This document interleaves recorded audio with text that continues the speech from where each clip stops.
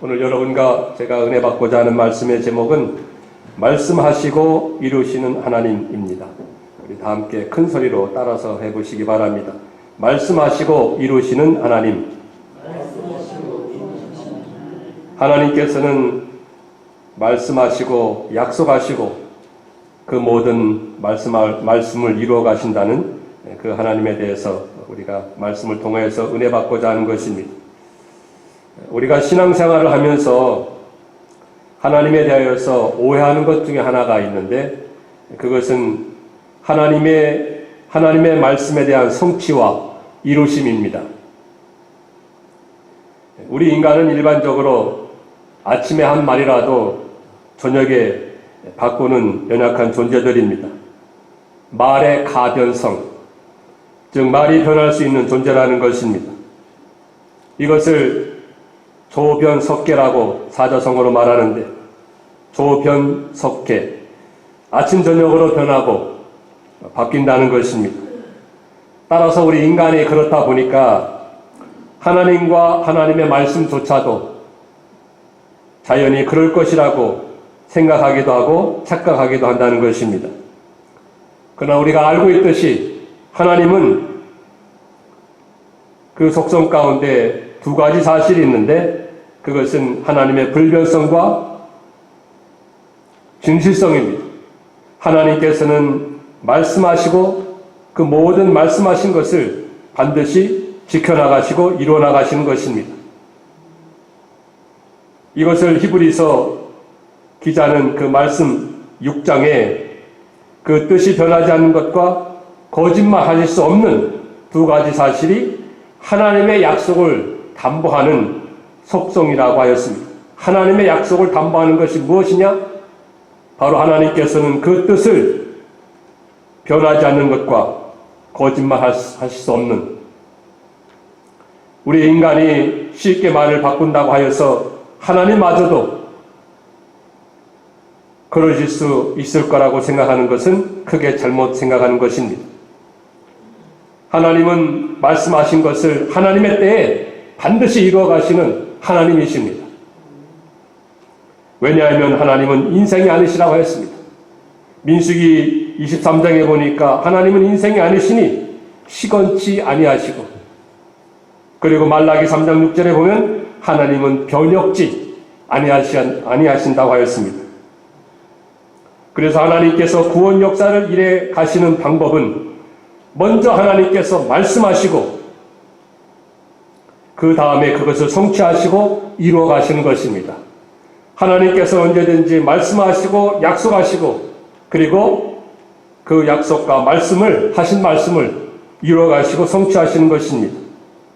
그러니까 곧 약속과 성취, 말씀하심과 그 말씀하심을 이루어 가심, 이 두 기둥으로 모든 세상과 구원 역사를 이루어 가시는 것입니다.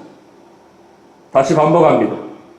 하나님께서는 약속하심과 그 약속을 성취하심, 그리고 하나님께서는 말씀하심과 그것을 이루어 가심, 이 두 기둥으로 세상의 모든 구원의 역사를 이루어 가시고 이끌어 가시는 것입니다. 오늘 본문에서도 하나님께서는 말씀하시고 그것을 이루어 가시는 모습을 보게 됩니다. 특별히 에스겔서에는 상징적인 것과 비유적인 것들이 많이 기록이 되어 있습니다.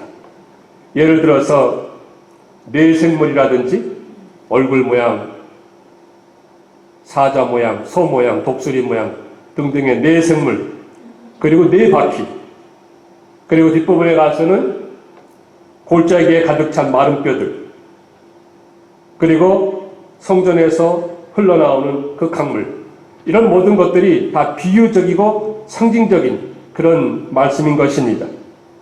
이처럼 하나님께서는 에스겔 선지자, 제사장 출신인 이 에스겔 선지자를 통하여서 이렇게 비유적이고 상징적인 말씀들을 그의 그 에스겔서에 기록하게 하였는데, 그 이유가 무엇이겠습니까? 그것은 한마디로 말씀드려서 천국의 비밀인 하나님의 말씀을 숨게 할 자에게는 숨기시고 깨닫게 할 자에게는 깨닫게 하시는 것이 하나님의 원리이고 하나님의 뜻이기 때문입니다.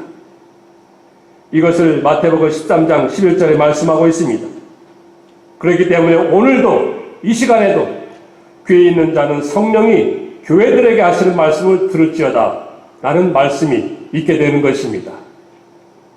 이 말씀은 영적인 귀, 심령의 귀 하나님께서 열어주셔야 하나님께서 말씀하시는 것이 들려지게 되는 것이고 그 말씀이 나의 말씀이 되고 내 심령에 자리 잡게 되는 것이고 그 말씀을 통해서 놀라운 축복의 삶을 살아가게 되는 것입니다.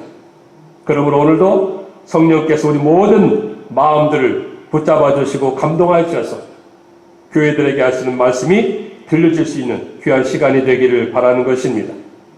오늘 본문 이 에스겔서 17장에 보면은 여기에도 예외 없이 비유적인 말씀들이 기록되어 있습니다. 1절에서부터 계속 보면 거기에 무엇이 나오는가 하면 독수리가 나오고요. 또 포도나무가 나오고요. 백향목이 나오고 또 모든 일반 나무들이 상징적으로 나오게 됩니다. 이런 상징적이고 비유적인 말씀을 바로 이해하기 위해서는 우리가 잠깐 역사적인 사건을 되새겨 보아야 합니다. 우리가 아는 대로 바벨론 왕 느부갓네살이 유다를 침공하는 데 있어서 크게 3차례 침공을 하게 됩니다. 첫 번째로 주전 605년도 바벨론이 이스라엘 그 유다 땅을 침공하게 됩니다.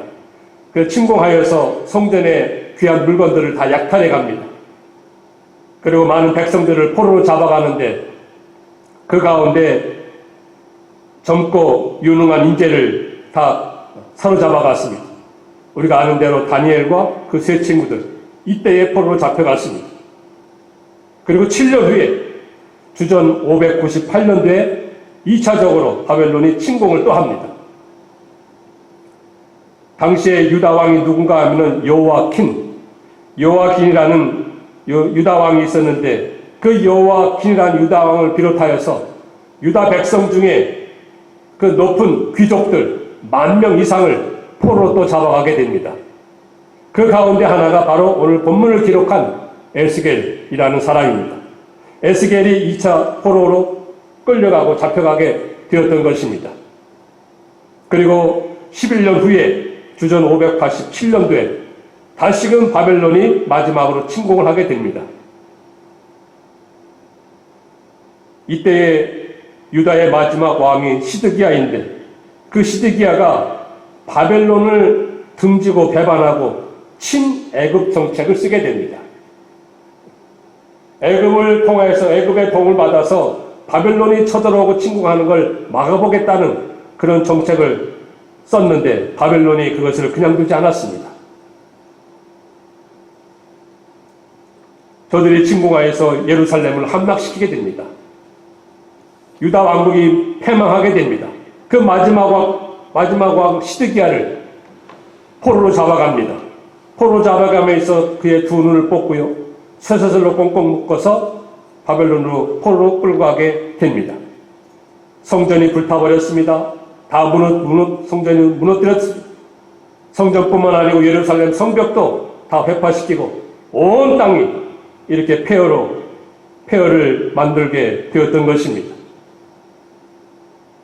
이런 역사적인 배경을 볼 때에 오늘 1절부터 나오는 그 말씀에서 나오는 그 비유적인 것, 상징적인 것, 독수리, 또 포도나무, 이것이 무엇을 가리키는가 하면은 첫 번째 나오는 독수리는 바벨론 느부갓네살 왕을 가리키는 것입니다. 상징하는 것입니다. 두 번째 조금 있다 또 독수리가 나옵니다. 두 번째 독수리는 애국 왕을 상징하고 비유하는 것입니다. 그리고 거기에 나오는 포도나무는 이 유다 왕, 마지막 왕인 그 시드기야를 가리키고 상징하는 것이라고 봅니다. 자, 이렇게 예루살렘이 함락되고 유다 왕국이 끊어지고 이스라엘이 패망하였는데 그렇다면 여기에서 중요한 의문이 생기게 됩니다. 그것은 무엇이냐면 사무엘하 7장 16절에 보면 하나님께서 나단 선지자를 통해서 다윗 왕에게 약속한 것이 있습니다. 말씀하신 것이 있습니다. 사무엘하 7장 16절에 보면 하나님께서 무엇이라 약속하시고 말씀하셨는가 하면 내 집과 내 나라가 영원히 보존되고 내 위가 영원히 견고하리라. 하나님께서 다윗 왕에게 나단 선지자를 통해서 이와 같은 말씀을 하셨습니다. 약속을 하셨습니다. 그런데 유다 왕국이 패망하였습니다. 멸망하였습니다. 다윗의 후손인 이 마지막 왕 시드기야는 이렇게 처참히 눈을 뽑히고 쇠사슬을 꽁꽁 묶여서 바벨론 포로로 잡혀 끌려갔습니다. 이런 역사적인 사실을 보고 이런 역사적인 모습을 보고 과연 하나님의 말씀 이미 오래전에 말씀하시고 약속하셨는데 그 말씀 어떻게 이루실 것인가? 어떻게 이루어질 것인가? 그런 의문이 생기지 않겠습니까? 그러나 우리가 믿기로는 또 말씀한 바로는 분명히 하나님께서는 말씀하시고 약속하시고 하나님께서 반드시 이루어 가신다고 하였는데 현실적으로 볼 때에 유다 왕국은 패망하였습니다. 온 백성 포로로 잡혀갔습니다. 그 유다 자손 그 마지막 왕 시드기야는 이렇게 포로로 끌려가고 처참한 몰골이 되었습니다. 이러한 때에 어떻게 하나님의 말씀이 이루어지겠습니까? 어떻게 이루어 가셨겠습니까? 오늘 본문에 있는 말씀이 하나님께서는 이와 같이 과거에 약속하시고 말씀한 그 모든 것을 이루어 가신다라고 답변해 주신 것이 오늘 본문 22절과 22절에서 24절에 있는 말씀이 되는 것입니다. 하나님께서는 말씀하시고 이루시지 않는 하나님이 아니라 말씀하신 것을 반드시 이루어 가시는데 그러면 어떻게 어떠한 모습으로 이루어 가시는지를 밝혀주는 것이 오늘 본문의 말씀인 것입니다. 당시 상황만 보면 역사적인 사건만 보면 하나님은 말씀하시고 다 잊어버린 것 같아요. 말씀하신 거 다 잊어버리고 그 말씀하신 것을 바꾸고 변하고 안 지키는 것 같습니다. 하지만 하나님께서는 하나님의 때에 그 모든 것을 이루어 가셨습니다. 그러면 오늘 말씀을 통해서 하나님께서 말씀하시고 약속하신 것을 어떻게 이루어 가셨는지 어떠한 모습으로 이루어 가셨는지 몇 가지 살펴보면서 이런 하나님이 오늘도 살아계시니 하나님의 말씀이라면 하나님의 약속이라면 우리가 마음에 꼭 담고 그 말씀을 소망하면서 또 이루어질 날을 성취될 날을 바라보면서 믿음으로 승리해 나가시는 우리 모두가 다 되시기를 주의 이름으로 축원합니다. 자, 그러면 오늘 첫 번째로 살펴볼 것이 무엇입니까? 그것은 백향목의 연한 가지를 꺾어서 이스라엘 높은 산에 심으신 것입니다. 하나님께서 백향목의 높은 그 꼭대기 연한 가지를 하나 뚝 꺾어서 이스라엘 땅 높은 곳에 심으신 것입니다. 그 말씀이 오늘 본문의 22절과 23절 맨 첫 부분에 있습니다. 22절 봅니다. 주 여호와께서 이같이 말씀하시되 내가 백향목 꼭대기에서 높은 가지를 꺾어다가 심으리라. 내가 그 높은 세 가지 끝에서 연한 가지를 꺾고 높고 우뚝 솟은 산에 심되 이스라엘 높은 산에 심으리니 하였습니다. 우리가 아는 대로 백향목은 참으로 귀한 나무입니다. 그래서 백향목을 가지고 예루살렘 성전을 짓기도 하였고요. 또 예루살렘에 있는 그 왕궁을 백향목으로 짓게 되었던 것입니다. 특별히 본문에서는 백향목 나무로 왕궁을 지은 그 유다 왕국, 다윗 왕가를 상징하는 것, 그것이 바로 여기에 백향목이 나오는 것입니다. 하나님께서 그 백향목 꼭대기에서 연한 세 가지를 취하여서 이스라엘 높은 산에 심는다고 하였습니다. 이것은 하나님께서 다윗의 후손, 다윗 왕가의 그 자손과 후손을 통하여서 그것이 연한 가지인데 이것을 다시금 이스라엘 땅 높은 곳에 심겠다고 하신 것입니다. 그럼 이것이 어떻게 역사적으로 이루어진 것입니까? 첫 번째로 역사적으로 이루어진 것은 주전 539년도에 이제 바벨론이 망하고 거기에 페르시아, 즉 바사 페르시아 왕국이 서게 됩니다. 이 바사 왕인 고레스가 왕이 되어서 칙령을 내리게 됩니다. 법령을 내리게 됩니다. 그것은 무엇이냐면 포로로 잡혀온 민족들, 족속들 원하면 자기 본국으로 돌아가라고 한 것입니다. 그래서 그때에 유다 지파의 그 후손, 다시 말씀드려서 다윗 왕의 후손인 스룹바벨이라는 사람이 있습니다.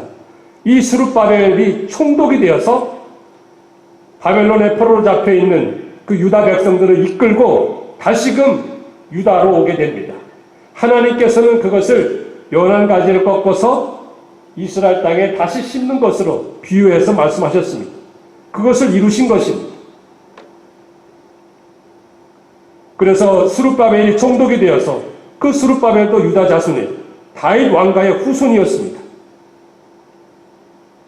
바로 몇십 년 전에만 하더라도 유다 왕국이 패망하고 멸망하고 다윗 왕가가 다 몰락하고 마지막 왕이 이렇게 눈이 뽑히면서 포로 잡혀가서 다 끝난 것이구나, 끊어졌구나 이렇게 생각되었지만 하나님께서는 당신이 하신 말씀과 약속을 그대로 이루신 것입니다. 누구를 통해서?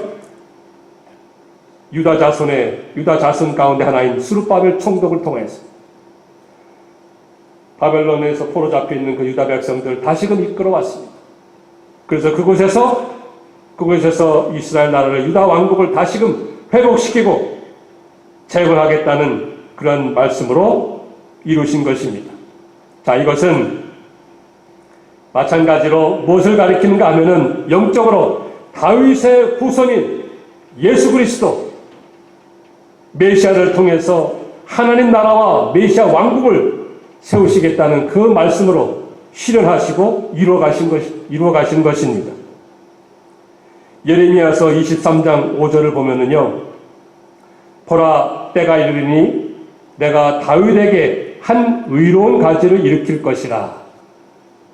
그가 왕이 되어 지혜롭게 다스리며 세상에서 공평과 정의를 행할 것이며 그날에 유다는 구원을 얻겠고 이스라엘은 평안히 살 것이라 라고 말씀하고 있습니다. 여기에서 때가 이를 때 내가 다윗에게 한 의로운 가지를 일으키겠다. 그것은 역사적으로 스룹바벨을 가리킵니다. 그리고 영적으로는 바로 다윗의 후손인 메시아 예수 그리스도, 주님이 이 세상에 만왕의 왕이 되어서 지혜롭게 다스리며 공평과 정의를 행할 것이며 그날에 유다의 구원을 얻겠고 이스라엘의 평안이 있을 것이라고 말씀하였는데 그 말씀을 역사적으로는 스룹바벨을 통해서 영적으로는 예수 그리스도 메시아를 통해서 이루어 가신 것입니다. 왜요? 그 스룹바벨이나 예수님은 다 다윗 왕의 후손 아니겠습니까? 스룹바벨이 바벨론에 포로 잡혀 있던 유다 백성들을 귀환시켜서 나라를 회복하고 재건하게 한 것처럼 예수님께서는 세상과 사탄과 죄에 사로잡혀 있는, 포로로 잡혀 있는 하나님의 백성들을 구원하시고 해방시켜서 하나님의 나라, 메시아가 통치하는 하나님의 나라를 세우시겠다고 하신 것입니다. 이렇게 유다 백성이 멸망하고 다윗 왕가가 몰락한 것 같을지라도 하나님께서는 당신이 말씀하시고 약속하신 것을 하나님의 때에 하나님의 방법으로 반드시 이루어 가신 것을 역사적으로나 영적으로 확실하게 보여주신 것입니다. 그러니 우리가 세상을 살아가면서 우리의 모습이, 현재의 모습이 몰락한 것 같고 후손이 끊어진 것 같은 그런 상황일지라도 하나님께서는 연한 새 가지를 다시금 심어서 하나님 나라를 세우며 구원 역사를 회복시키고 이뤄가시는 분이심을 꼭 믿으시기를 바랍니다. 두 번째로 하나님께서 어떻게 그 말씀을 성취하시고 이루어가십니까? 그것은 11가지가 크고 아름다운 백향목으로 성장하게 하신 것입니다. 오늘 본문 23절에 있는 말씀 보니까요. 그 가지가 무성하고 열매를 맺어서 아름다운 백향목이 될 것이요. 각종 새가 그 아래에 깃들이며 그 가지 그늘에 살리라 라고 말씀하였습니다. 연한 가지는 연한 가지 내내 계속 그 연한 가지로 있는 것이 아닙니다. 그 연한 새 가지는 이제 때가 되면은 자라게 됩니다. 자라게 되고 잎이 무성하게 되고 열매를 맺게 되고 또 많은 가지를 통해서 각종 새들이 와서 거기에서 깃들이면서 살아가게 되는 것입니다. 하나님께서 바로 이와 같이 해주겠다는 거예요. 연한 가지가 내내 연한 가지, 그 연약한 가지로 있는 것이 아니고 하나님께서 자라게 하고 성장하게 해서 큰 백향목이 되게 한다는 거예요. 크고 아름다운 백향목이 되어서 거기에서 많은 새들이 와서 깃들이며 살아가게 만든다는 것입니다. 이것을 신약성경 마태복음 13장에 보면은 겨자씨 비유가 나옵니다. 겨자씨가 처음에는 지극히 작은 것입니다. 하지만 자란 후에는 큰 나무가 되어서 공중의 새들이 거기에 와서 보금자리를 만들고 거기서 깃들인다고, 깃들이며 산다고 말씀하지 않았습니까? 여러분, 연한 가지와 같은 예수님께서 이 세상에 오셨을 때 계실 때에는 정말로 보잘것 없었습니다. 고운 모양도 없었고 풍채도 없었고 흠모할 그런 모양도 없었습니다. 사람들에게 무시당하고 조롱당하고 십자가 고난을 받으실 때 또 그곳에서 죽으심을 당하실 때 정말로 무능하고 아무 힘이 없어 보였습니다. 그러나 죽음을 이기시고 부활하신 다음에 오순절 성령 보내시고 그 이후로는 그야말로 큰 백향목과 같이 되었던 것입니다. 승천하시고 오순절 성령이 임하신 다음에는 많은 가지가 나고 잎이 무성하고 열매를 맺게 되고 그래서 각종 새들이 와서 이 백향목과 같은 예수님을 통해서 예수님에게 깃들이며 주님을 통해서 쉼을 얻게 되고 안식을 얻게 되고 평안을 얻게 되고 궁극적으로는 구원을 얻게 되는 그런 놀라운 축복의 역사를 하나님께서 말씀하신 대로 이루어 가신 것입니다. 성취하신 것입니다. 이와 같이 하나님의 구원의 역사, 복음의 역사는 연한 가지에서 시작해서 크고 아름다운 백향목같이 되게 하시는 것입니다.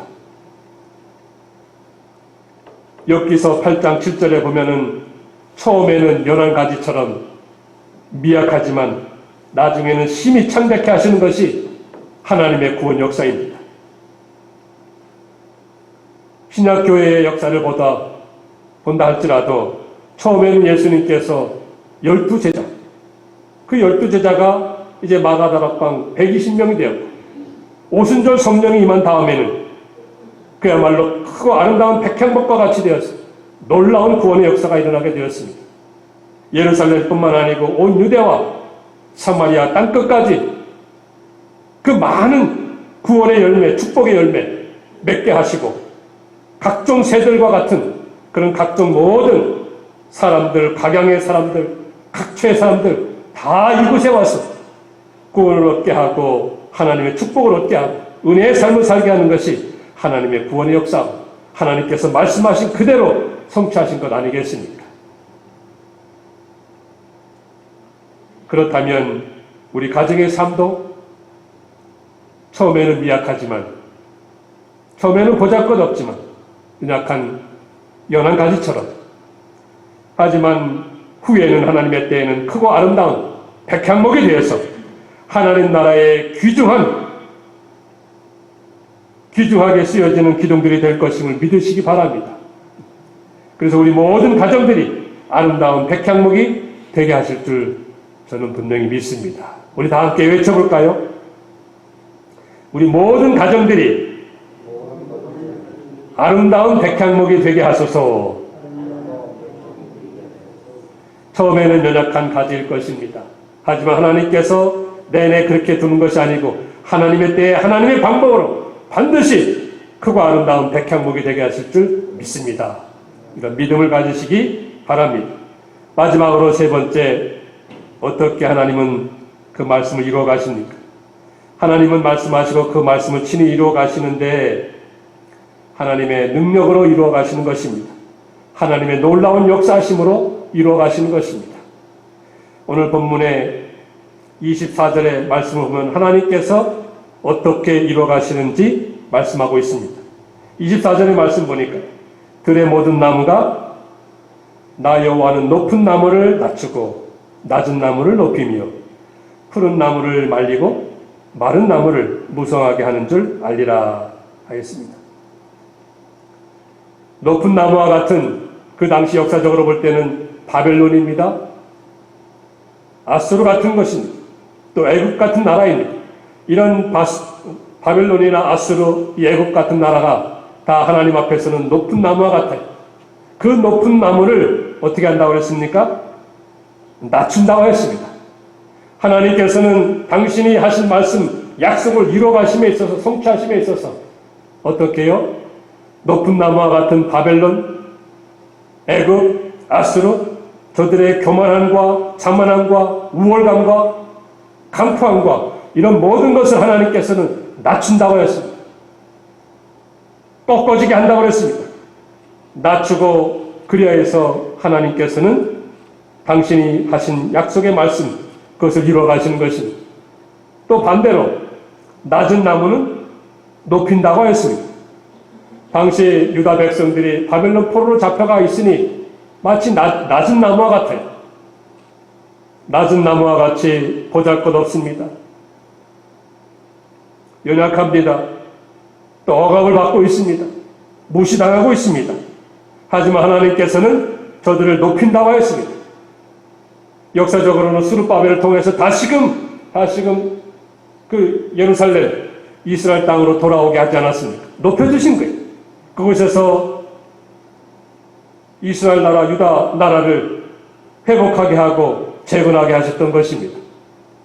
그리고 푸른 나무는 마르게 하고 또 마른 나무는, 바짝 마른 나무는 다시 무성하게 하는 그 하나님. 당시의 유다 백성이 포로로 끌려가고 다윗 왕가가 몰락하고 배가 끊어지는 것 같고 소망이 없어 보이는 것 같았을지라도 하나님께서는 연한 가지 같은 다윗의 자손 스룹바벨과 예수 그리스도 메시아 저들을 일으켜서 백향목이 되게 하시고 하나님의 놀라운 구원의 역사를 이루어 가신 것입니다. 하나님께서 말씀하신 것을 이루어 가시고 성취하신 것이었습니다.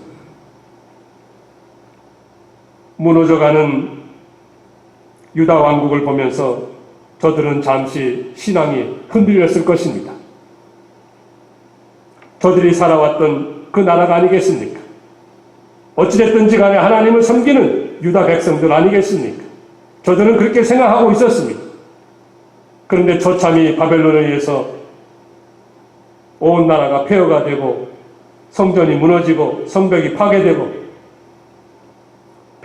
많은 백성들은 포로로 끌려가고 그랬을지라도 하나님께서는 하나님의 때가 됐을 때 연한 가지를 다시금 예루살렘의 높은 산에 심었습니다. 그것이 백향목이 되게 하고 크고 아름다운 백향목이 되게 하고 그 백향목을 통해서 많은 열매를 맺게 하고 그리고 각종 새들이 와서 그 나무에서 깃들이게 하는 것이 바로 이것이 하나님의 구원 역사요. 말씀하신 바를 실천하시고 실현하시고 성취하시고 이루어가시는 그 하나님이 되는 것입니다. 그러니 여러분, 오늘 우리도 낮은 나무와 같습니다.